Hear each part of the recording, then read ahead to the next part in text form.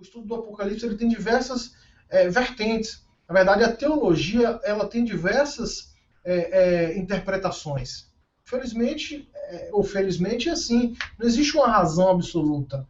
Não é uma ciência exata, onde existe apenas uma resposta. Nós sabemos que existe a essência principal, a doutrina, que ela é irrevogável. Ela não pode ser mexida. A salvação é por meio da graça, através da fé. Cristo é o único mediador entre Deus e o homem. Jesus Cristo é Deus. O Espírito Santo faz parte da Trindade. Existe dentro da teologia essa base que nós chamamos de fundamento, que consolida a nossa fé. A doutrina cristã ela é fundamentada nisso. Porém, além disso, existem outras ramificações e existem diversas linhas de estudo. Infelizmente, é assim que funciona. E na teologia, ela na escatologia, ela é muito maior ainda. Por quê? Porque a escatologia é um livro profético de profecias que ainda não se cumpriram. Na verdade, analisarmos profecias que já se cumpriram é, de certa forma, algo fácil para nós hoje, nos nossos dias, porque elas já se cumpriram. Por exemplo, Jesus ele andou no meio dos homens há 2000 anos atrás. Existiam diversas profecias falando que Jesus viria, o Messias viria, o Filho de Deus, encarnado em homem viria. O próprio Isaías profetizou isso 600 anos antes de Cristo. Então, diversos homens profetizaram sobre Cristo. O maior deles foi Isaías.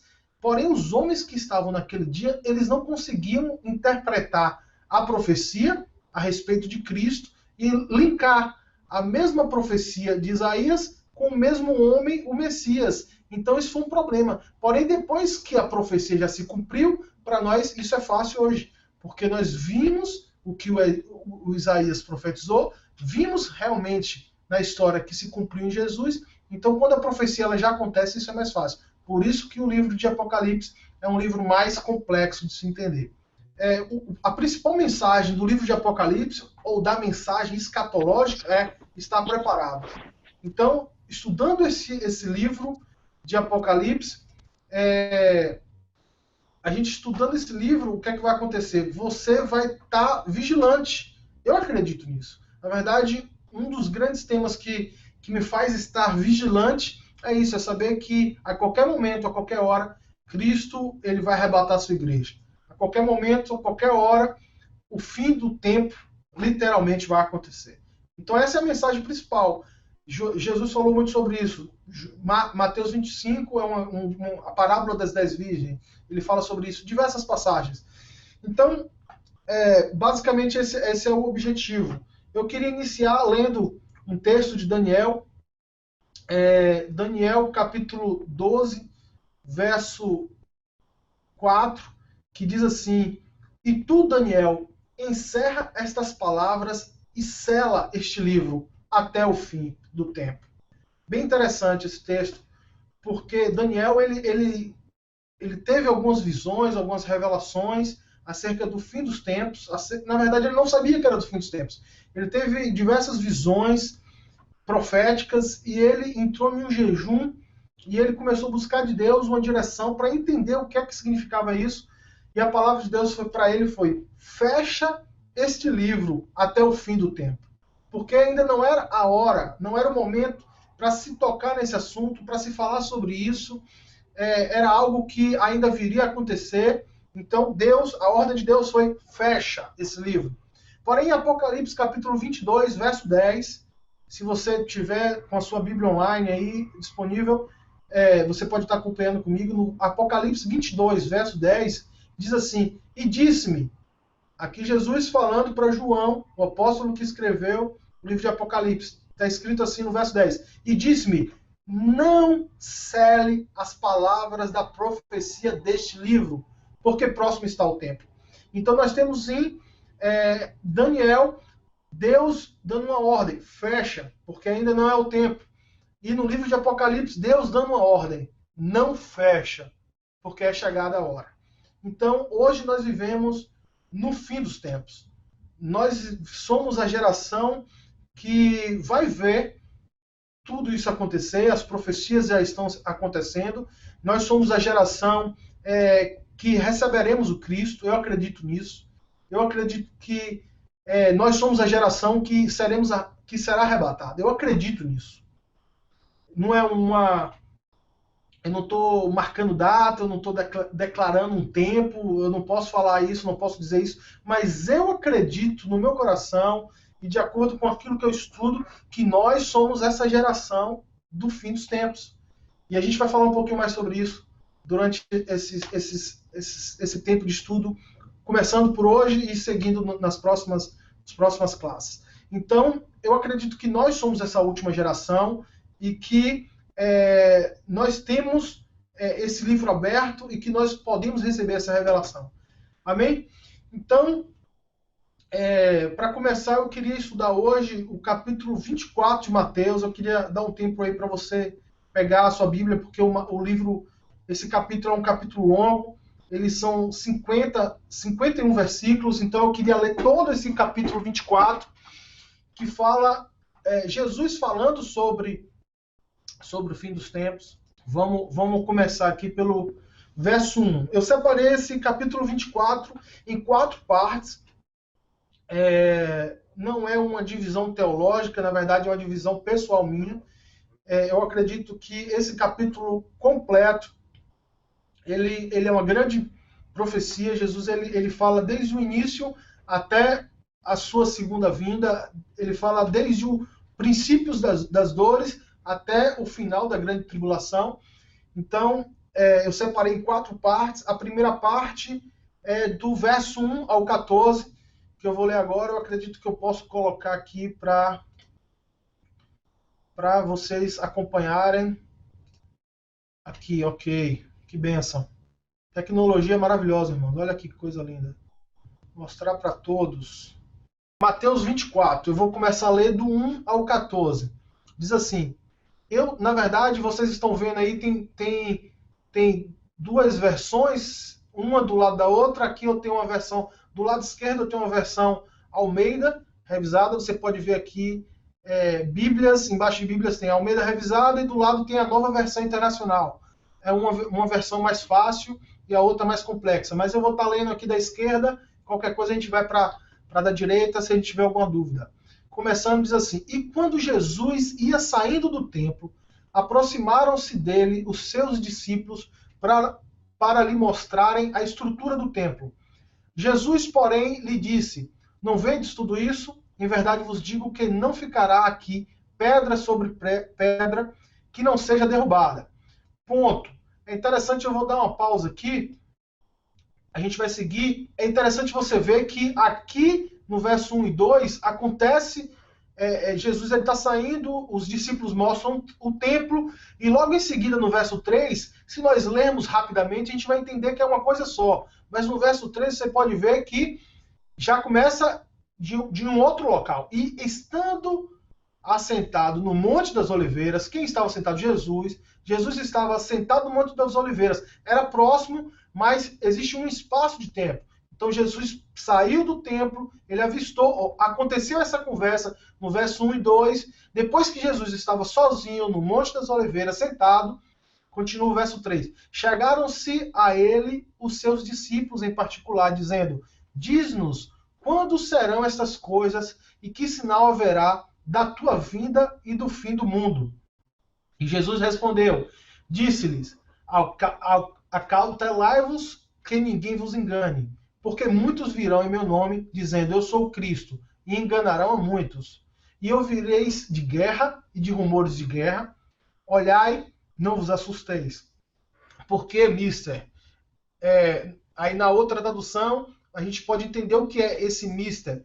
Olha, que coisa confusa. É mister? O que é isso? Aí na outra aqui, na NVI, que é uma linguagem mais moderna, fala: porque é necessário que tais coisas aconteçam. Então esse mister significa é necessário. Então por isso que eu gosto de ter essas duas assim, uma do lado da outra. É que isso tudo aconteça, mas ainda não é o fim. Porquanto se levantará nação contra nação, reino contra reino, e haverá fomes e pestes e terremotos em vários lugares. Mas todas essas coisas são os princípios da dores. É interessante a gente marcar isso aqui também. Todas estas coisas são o princípio das dores, de dores. Então, vos hão de entregar para seres atormentados e matar-vos-ão, e sereis odiados de todas as nações por causa do meu nome. Nesse tempo, muitos serão escandalizados, e trair-se-ão uns aos outros, e uns aos outros se odiarão. E surgirão muitos falsos profetas e enganarão a muitos, e por se multiplicar a iniquidade, o amor de muitos esfriará. Porém, aquele que perseverar até o fim, este será salvo. E esse evangelho do reino será pregado em todo o mundo, em testemunha a todas as nações, e então virá o fim. Ok, deixa eu voltar aqui. Essa foi a minha primeira divisão, do verso 1 ao verso 14. Por que eu dividi assim? Porque eu achei interessante que Jesus ele fala aqui dos princípios das dores. E se nós analisarmos o que Jesus está falando, todas essas coisas já aconteceram. Com exceção do verso 14. O verso 14 diz: e este evangelho do reino será pregado em todo o mundo, em testemunha a todas as nações, então virá o fim. Então, assim, eu não acredito que esse evangelho do reino tenha sido pregado ainda em todas as nações, mas eu acredito que isso é um espaço de tempo muito curto. Por exemplo, aqui no CFNAI, onde eu estudo, eu tenho a possibilidade e a oportunidade de conhecer pessoas de diversas nacionalidades. Aqui, nesse semestre, nós temos mais de 50 nações. Então, quando eu ouço falar de uma nação, Mulai, uma nação que eu nunca nem ouvi na minha vida, um cara está aqui estudando teologia com o objetivo de voltar para a sua nação para pregar o evangelho. Então, esse evangelho ele não foi anunciado ainda em toda parte do mundo. Existe um casal de brasileiros que nós conhecemos, um casal maravilhoso. Eles são missionários na China. Eles fazem esse trabalho na China. Eles têm 2 filhos. Os filhos deles, se não me engano, apenas um, eu não lembro. Mas ele tem um filho que é chinês. Ele tem 2 rapazes, ou os 2 são chineses. Então, assim, eles têm um trabalho de missões na China. E o objetivo dele agora, após o CFNAI, é voltar para a China, não para a nação, para o país, para a região que ele estava, país da China, não para o estado, para a região. Na verdade, lá se chama província, não para a província que ele estava. Ele quer ir para uma província onde não existem nenhum cristão. Não existem cristãos, onde as pessoas não conhecem o nome Jesus. A Ásia ainda é um campo não muito alcançado. Essa parte do Japão, essa parte da China, a China é enorme. Eu conheci agora um rapaz maravilhoso, um cara de Deus, que ele estava me falando de um projeto dele em novembro. Ele está indo para a China, para da China ele atravessar o rio para ir para a Coreia do Norte. Eu falei, você é maluco, você é louco? Então, assim, são pessoas com desejo missionário e tudo isso é para que aconteça essa profecia. Esse evangelho do reino será pregado em todo o mundo, em testemunho a todas as nações. Então, do verso 1 ao verso 14, Jesus ele começa a falar do princípio de dores e ele cita diversos acontecimentos. Todos esses acontecimentos já aconteceram. Quer ver? Eu vou voltar aqui um pouquinho, onde Jesus ele fala de guerras, terremotos, pestes, vocês serão odiados por causa do meu nome. Agora a gente está vendo no Oriente Médio quantos estão morrendo, literalmente morrendo com o grupo ISIS, por causa do nome de Jesus. E então todas essas profecias já se cumpriram. Vamos lá, então agora eu vou começar do 15. Do 15 em diante, que eu separei como a segunda parte. Diz assim: quando, pois, virdes que a abominação da desolação, isso é bem interessante, que falou o profeta Daniel, está no lugar santo. O que significa isso? Isso aqui foi uma profecia, se não me engano, do capítulo 9 de Daniel. A gente vai estar estudando o livro de Daniel mais profundamente, porque, na verdade, o livro de Daniel é um livro escatológico. E aqui, na verdade, fala abominação da desolação, Do outro lado aqui fala o sacrilégio terrível que falou o profeta Daniel. Isso aqui está falando do anticristo, que estará no lugar santo. O lugar santo é Jerusalém.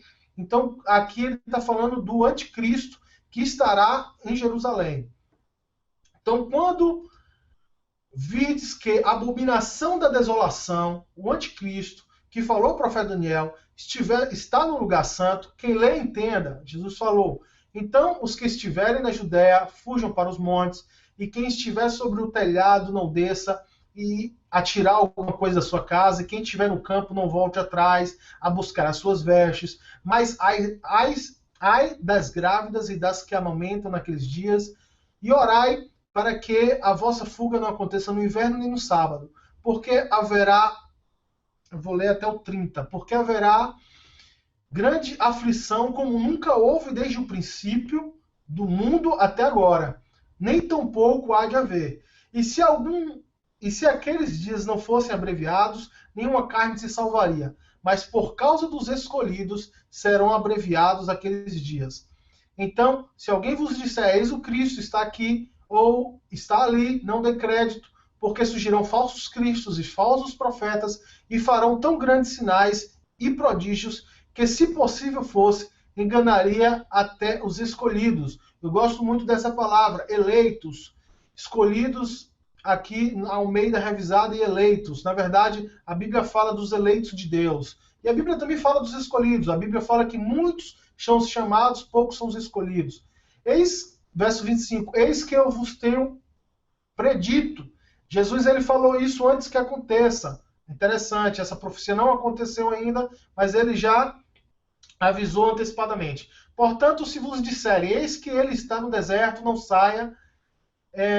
Eis que ele está no interior da casa, não acredite, porque assim como o relâmpago sai do oriente e se mostra até o ocidente, assim será também a vinda do Filho do Homem. Pois onde estiver o cadáver, aí se ajuntarão as águias. Eu prefiro essa versão da NVI que fala abutres. Onde está o cadáver, se ajuntarão os abutres. E logo depois da aflição daqueles dias, o sol se escurecerá, e a lua não dará sua luz, e as estrelas cairão do céu, e as potências do céu serão abaladas. Então aparecerá no céu o sinal do Filho do Homem, e todas as tribos da terra se lamentarão e verão o Filho do Homem vindo sobre as nuvens do céu, com poder e grande glória. Verso 15 ao verso 30, essas descrições são as descrições da segunda vinda de Cristo. E nós podemos ver isso no verso 30, quando ele fala, então aparecerá no céu um sinal do Filho do Homem, e todas as tribos da terra se lamentarão e verão o Filho do Homem. Jesus, na sua segunda vinda, ele virá para salvar Israel. Israel estará fechada por todas as nações da terra, que será governada pelo anticristo. O anticristo ele conseguirá convencer todas as nações da terra para fazer um grande cerco. Isso é chamado a Guerra do Armagedon. Nós podemos ver isso lá em Apocalipse 19, se não me engano. Então, todas as nações da terra cercará Israel. Israel olhará para cima e clamará socorro a Deus. Todo Israel se converte em um só momento, em um só dia, se cumprindo a palavra. E no momento que Israel clamar por socorro, porque não existe mais solução, salvação para Israel, eis que virá o Salvador, Jesus. Então Jesus está falando assim, falando isso nessa parte. Quando Jesus vier, essa é a segunda vinda de Cristo, todo olho verá. Então Jesus vem, destrói o exército inimigo, destrói o anticristo, o falso profeta. Eles são os primeiros a serem lançados no lago de fogo e enxofre. Satanás ele vai ser acorrentado e Cristo implanta o milênio. Não vou aprofundar, na verdade isso aqui é só uma introdução. Minha terceira parte foi do verso 31 a 44. É interessante você também notar que não existe uma cronologia. Estudar o livro de Apocalipse, estudar a escatologia e tentar querer colocar uma cronologia, alguma coisa lógica diante disso, é uma loucura. Então, o próprio Jesus ele cita esses acontecimentos e dá-se a entender que não existe uma ordem cronológica nisso, porque ele fala da segunda vinda e agora do verso 31 a 44, ele vai falar sobre o arrebatamento. Então não faz sentido Jesus vir a sua segunda vinda, ele aniquilar o anticristo, depois acontecer o arrebatamento. Não faz sentido. Faz sentido acontecer o arrebatamento e depois Cristo vir com aqueles que foram arrebatados salvar Israel. Então, não existe uma ordem cronológica. Pode ser que você duvide de mim a respeito do tempo do arrebatamento. Eu sou pré-tribulacionista, eu acredito que o arrebatamento vai acontecer antes de iniciar a tribulação, ou durante, ou depois. Não importa. Mas o arrebatamento, ainda que aconteça depois da tribulação, o arrebatamento acontece antes da segunda vinda de Cristo. Então, isso é uma coisa óbvia. Então, vamos lá. Do verso 31 ao verso 44. Vou colocar aqui novamente para vocês. Compartilhar essa tela. Ok. Vamos lá. Verso 31. E ele enviará os seus anjos com rijo clamor de trombeta. Aqui na outra versão está com grande som de trombeta. Ficou mais compreensível. Os quais ajuntarão seus escolhidos desde os quatro ventos, de uma a outra extremidade dos céus. Então aqui está meio que óbvio que é o arrebatamento. Ele enviará os seus anjos com grande som de trombeta, e estes reunirão os seus eleitos dos quatro ventos da terra, uma e outra extremidade do céu. Verso 32. Aprendei, pois, essa parábola da figueira. Quando já os seus ramos se tornam tenros e brotam folhas, sabeis que está próximo o verão. Igualmente, quando virdes todas estas coisas, sabeis que ele está próximo, às portas. Em verdade vos digo que não passará esta geração sem que todas essas coisas aconteçam. O céu e a terra passarão, mas as minhas palavras não hão de passar. Porém, mas daquele dia e hora ninguém sabe, nem os anjos do céu, mas unicamente meu Pai. E como foi nos dias de Noé, assim será também a vinda do Filho do Homem. Porquanto, assim como nos dias anteriores ao dilúvio, comiam, bebiam, casavam e davam-se em casamento, até o dia em que Noé entrou na arca. E não perceberam, até que veio o dilúvio e os levou a todos. Assim será também a vinda do Filho do Homem. Então, estando dois no campo, será levado um e deixado o outro. Estando duas moedas no moinho, duas moendo no moinho, será levada uma e deixada a outra. Vigiai, pois, porque não sabeis a que hora há de vir o vosso Senhor. Mas considerai isto: se o pai de família soubesse a que vigília da noite havia de vir o ladrão, vigiaria e não deixaria minar a sua casa. Por isso, estáis vós apercebido também, porque o Filho do Homem há de vir a hora em que não penseis. Amém. Então, essa parte, a terceira parte, Jesus está detalhando o arrebatamento. E aqui ele fala como será o arrebatamento e ele fala quando será o arrebatamento. Aí as pessoas falam, como assim? Quando será? Mas ninguém sabe quando será. Ele fala que nem mesmo ele sabe. Mas ele não fala exatamente o momento do arrebatamento. Mas ele dá uma pista de quando será. Por exemplo, ele fala que ninguém sabe o dia nem a hora. Porém, ele cita a figueira e ele fala de estações do tempo. Então, nós podemos entender que o arrebatamento acontecerá. Nós não saberemos o dia nem a hora, mas nós podemos entender a estação que isso acontecerá. Quando isso acontecerá? E ele explica também nesses últimos versículos que eu acabei de ler, como será isso? Como será? Ele fala que o anjo vai tocar a trombeta e após essa trombeta todos serão juntados para Cristo. Ele fala que será como nos dias de Noé, que as pessoas comiam, bebiam, eles casavam, eles se divertiam, eles viviam uma vida normal nos dias de Noé, até que Noé entrou na arca. Então assim serão nos últimos dias, antes do arrebatamento. As pessoas viverão normalmente. As pessoas irão comer, as pessoas irão se divertir, as pessoas irão casar, as pessoas irão viver a sua vida da mesma forma que elas vivem hoje, até que Noé entrou na arca. Quem é Noé na arca? Nós, até que nós sejamos arrebatados. E eles não vão perceber, é bem interessante que ele fala assim, e eles não perceberam até que veio o dilúvio, e não, o verso 39, e não perceberam até que veio o dilúvio. Assim como o dilúvio veio para o povo que não estava na arca, o anticristo virá, a grande tribulação virá para aqueles que não foram arrebatados. Se você, mais uma vez falando, eu preciso que você tenha paciência, se você tiver uma visão de que o arrebatamento acontecerá depois da grande tribulação, não faz sentido. Amém. Ao decorrer do curso, a gente vai estar falando sobre esses pontos, porém, o arrebatamento acontecerá, as pessoas não perceberão até que acontecerá uma grande tribulação, o final da grande tribulação, até que acontecerá a segunda volta de Cristo.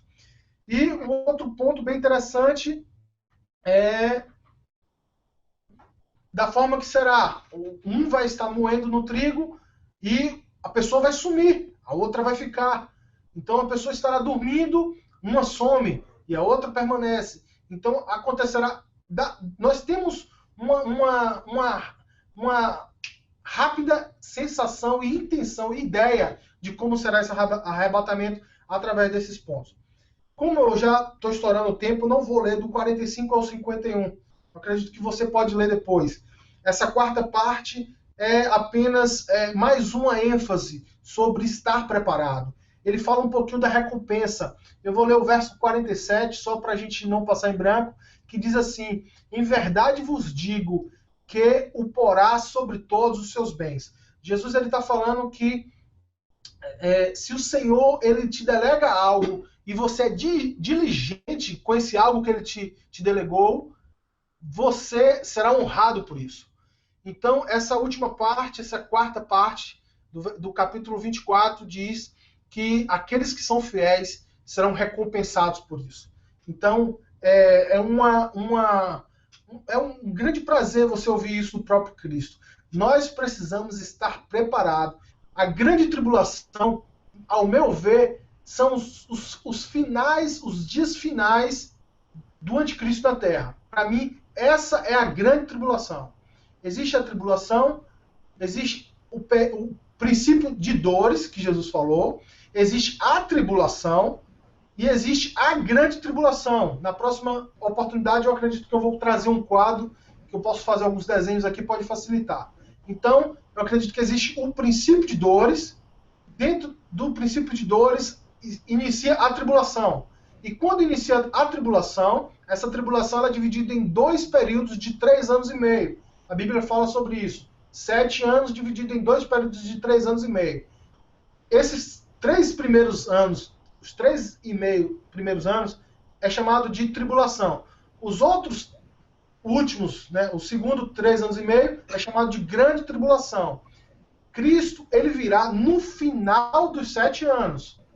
Durante a grande tribulação acontecerá diversos levantes, acontecerá a marca da besta, uma grande perseguição contra Israel, principalmente Israel. Na verdade, o foco da tribulação, a perseguição, a besta será contra Israel. O principal foco é Israel.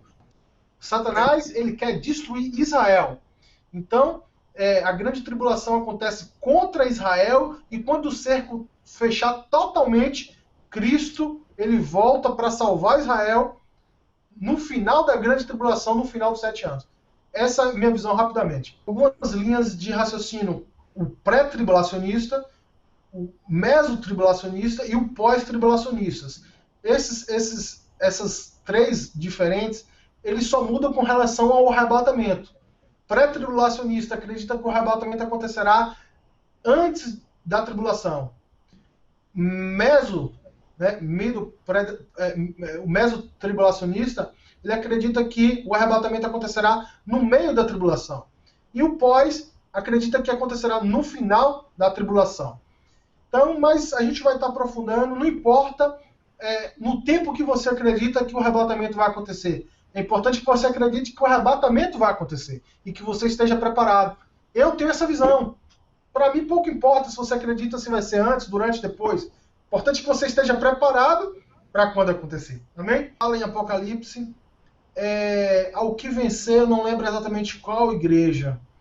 mas uma das 7 igrejas, no capítulo 2 ou 3, Jesus ele fala assim: ao que vencer, darei a estrela da manhã. Então, eu acredito que a estrela da manhã, ela é um galardão. O melhor, é um galardão porque foi um prêmio. Mas eu acredito que a estrela da manhã é uma hierarquia. Por quê? Cristo, ele é a estrela da manhã. Mas se nós analisarmos, Ezequiel fala que Satanás, ele era a estrela da manhã. A estrela d'alva. A estrela d'alva, né? Então, assim, eu acredito que existe, de certa forma, uma hierarquia no reino de Deus. Nós quando estudamos um pouco de angelologia, nós entendemos que o mundo espiritual, o reino de Deus, o reino dos céus e o reino das trevas, ele é feito de hierarquia.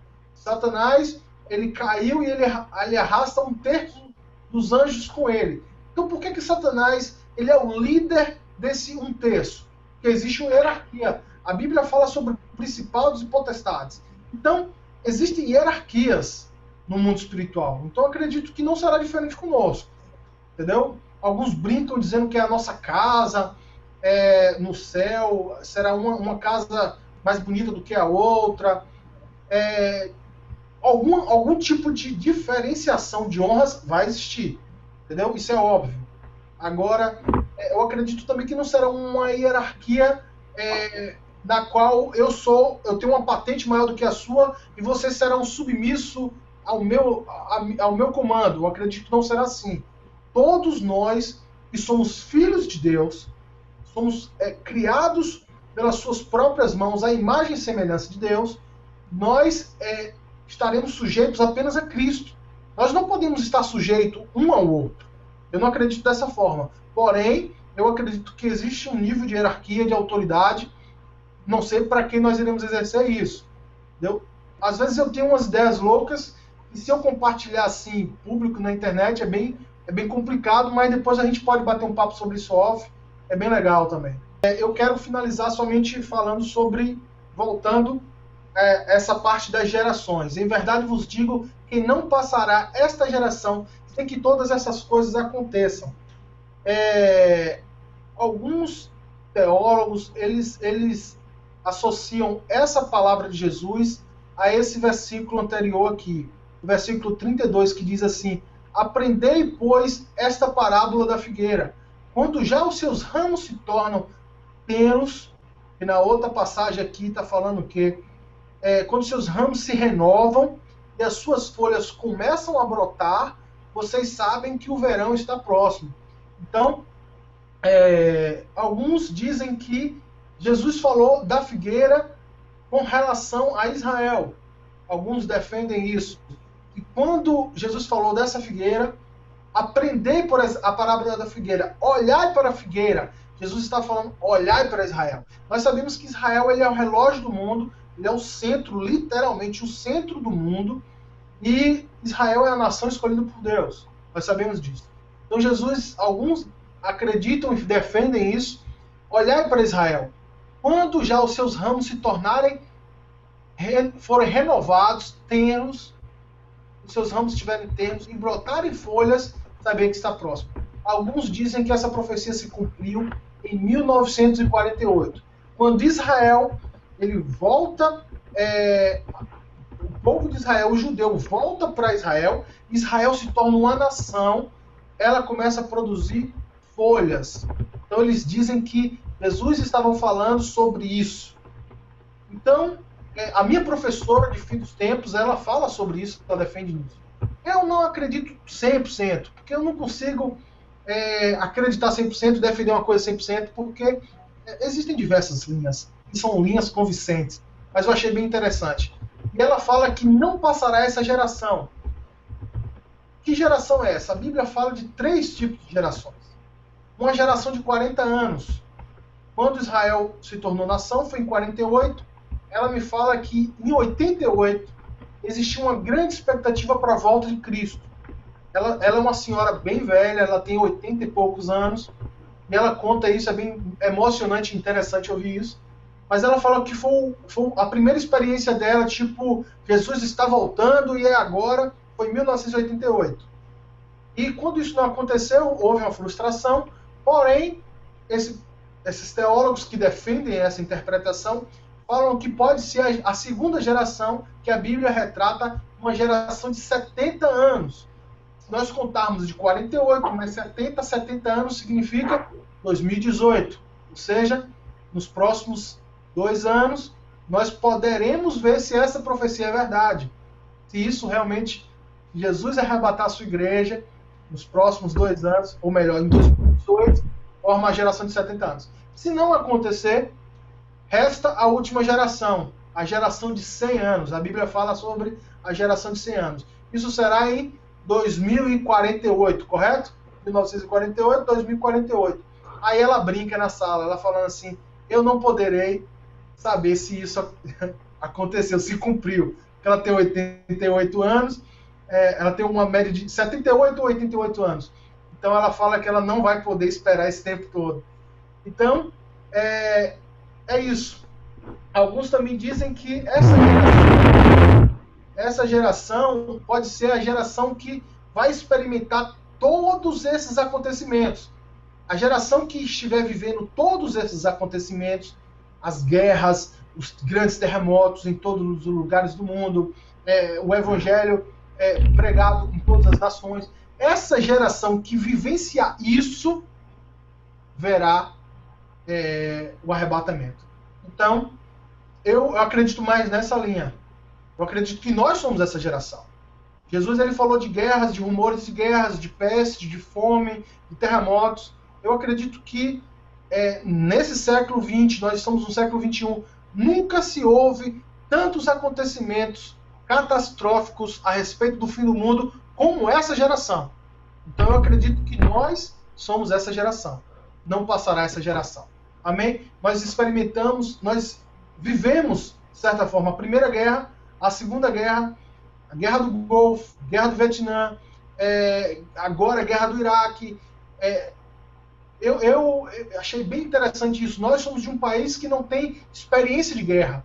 E eu estudando aqui, eu tive uma experiência bem interessante quando a professora perguntou na sala quem aqui já teve algum parente, próximo ou distante, que morreu na guerra. Quase 80% da sala levantou a mão. Eu fiquei espantado. Você olha para o lado e você vê jovens que cresceram tendo experiências onde seus familiares morreram na guerra. Essa nação é uma nação que vive guerra. Então, nos últimos 100 anos, essa nação viveu guerra. Desde 19, com a Primeira Guerra Mundial, até agora, 2016. Então, é uma nação que vive guerra. Então, eu acredito que nós somos essa geração que tem vivido muito esses acontecimentos do fim dos tempos. Amém, meus amados? Deus abençoe. 1, 2, 3 e bye, bye.